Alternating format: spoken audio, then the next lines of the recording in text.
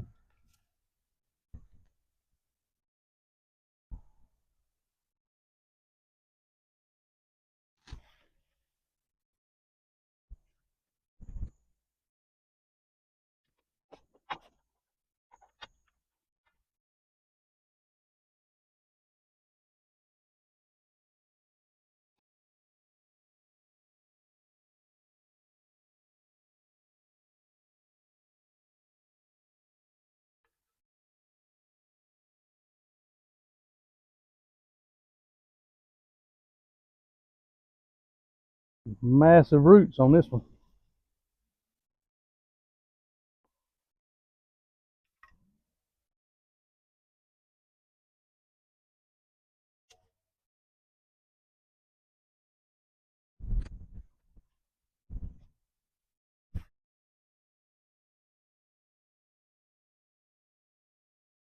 All right, folks. Well, we're going to add a little bit more to this bed before we plant. I got to do a little bit of maintenance over here. Um, take you over here and show you what I'm looking at here. So as you can see, when I built these raised beds out of these pallets, I used what you would call the top for the outside, just for aesthetic purposes, just so it looked better. What I wasn't thinking about was the bottom of the pallet doesn't have as many slats that are on it. So when I put that on the inside of the bed, I lined it with cardboard, see here, and then I lined it with plastic and then stapled it up. Well, what's happened is the soil is busted out in between the slats. So I'm gonna have to come back down through here with some wood to reinforce this so it doesn't bust completely out. It's still containing it as of right now, but definitely going to need to come back and redo that. So just a word of the wise, if you do plan on using pallets for your raised beds, make sure that the inside of your beds has enough bracing to hold the soil in, so it doesn't do what mine's doing. Learn from my mistakes.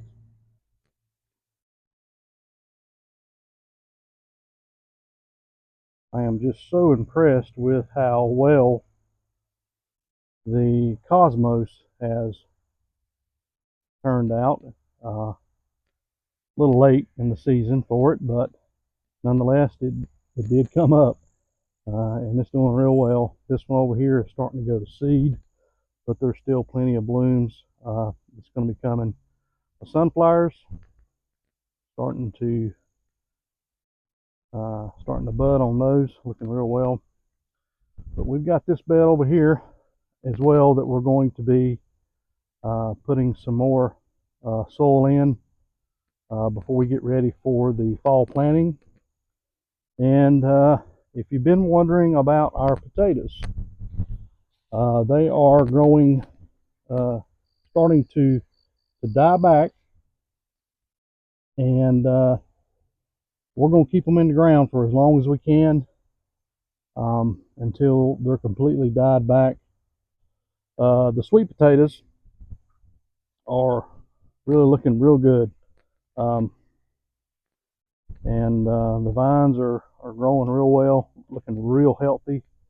There is some pest activity, as you can see. Some of the leaves have been munched on, but nothing major.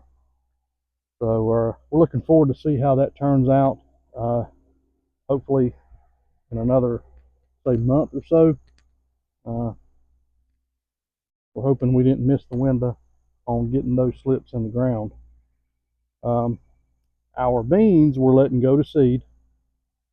We made our last picking here the other day, and there's still plenty on there that we could pick right now. You can see there and there's plenty on there, but we want to make sure that we've got a good seed crop for not just planting next year, but there's so many things that dry beans are good for in case of some type of emergency, and we want to make sure that we've got plenty of those on hand in case we need to get into those. And you can see they're starting to die back and yellow out somewhat, so that's expected about this time. Still, this will be the next that we'll be pulling up the corn. It's good and dried out now, so I know several people has asked me about using it for fall decorations, so we're gonna send these on out to be decorations for this next season. Okra is still, we're getting probably 15 to 20 pods every day off these plants. So really happy with how it's turned out. We gave quite a bit away, and this next picking that we're doing, and we're going to be pickling those. We'll be posting a video on that. Look for that coming up, and we'll show you how we do our pickled okra. Everybody has their own way of doing it, and none of it's wrong. If you like it, that's all that matters. So we'll be doing some videos on that coming up. Our watermelons still are continuing to grow, even though the sun has bleached them out. We're getting several that are getting pretty close. That one is getting really close. I've got one over here that's getting really close. So we're really looking forward to getting a few more of these off before we have to pull these. The cantaloupe thieves have left us with not too much left. We have some new growth coming on. We have a couple there, and we still have some down on this corner plant that we're watching. So looking forward to that. And we haven't forgot about our new raised beds that we have down here. Still waiting to get our black gold to top these off with and mix in with our compost and manure base layer that we have out. Now, some of y'all with a keen eye may have noticed something in that lower bed. Now, y'all have to forgive me. I kind of snuck something in on you. But I had a real short window to plant this month, and I got a couple pumpkin seeds in the ground. Now, I know that these are probably not going to be very viable, but I wanted to try and get a couple pumpkins planted and see how they turned out. Now, these are Connecticut field pumpkins. These are the ones that if they grow for like jack-o'-lanterns and that type of stuff. So, but I went ahead and tried to get a couple in the ground just to see how they would do. And I encourage you that anytime that you plant, keep a record of it and write it down. And that's one reason I'm making these videos, is that way I would have a record of what I plant, when I plant it. Not only that, but the weather conditions, whether there's droughts or excessive rain, and that way you can monitor that year after year, and you have a record of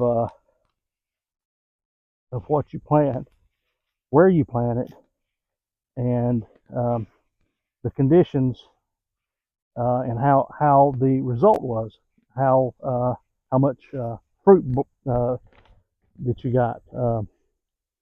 So that way you have that for next season when you go to plant. So I'm very curious as to how this is going to turn out, and we'll keep an eye on these. Like I said, I'm not sure if it was a little late in the season for the planting, but we went ahead and got some in the ground anyway. Now, I appreciate you joining us here today at Melanchthon Creek Farm as we're continuing to prep for our fall garden. And y'all stay tuned. We'll see you next time. Y'all take care.